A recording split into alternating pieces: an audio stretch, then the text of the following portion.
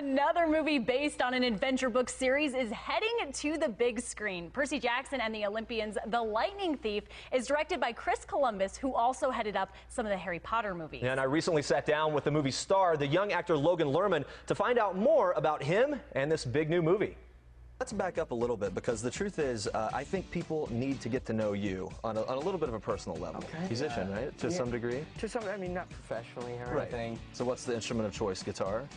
I love piano. Really? I kind of start, my basis is piano, and I create layers with other instruments on top of that. As someone who's a few years your senior, I will tell you, and I could have used all the help in the world, it's nice to have some sort of musical talent in your back pocket when the dating life really ramps up. Okay, I'm just saying. And this young music lover has been acting for over 10 years, with a big screen career that began alongside Mel Gibson in The Patriot and continued as the young version of Gibson's character in What Women Want.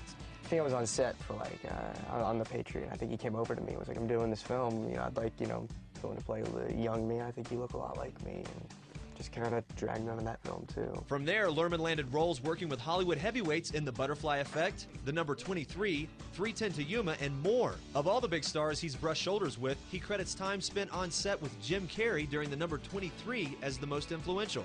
He found out I was his biggest fan, or a huge fan of his, and he'd come over to me, in between, our setups and all that, and just sit down and tell me all about his career, all about his mindset. And ever since then, my mindset has been shaped around working with him a lot. Yeah. All right, now let's talk about the movie, the reason we're really here.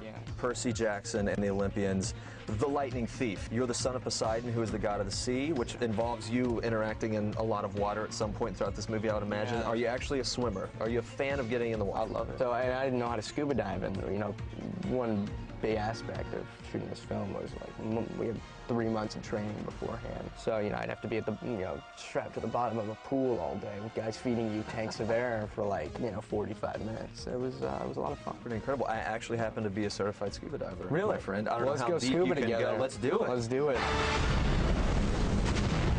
This is a grand movie. One of those films you go in and it's just a ride from beginning to end. It's just complete entertainment.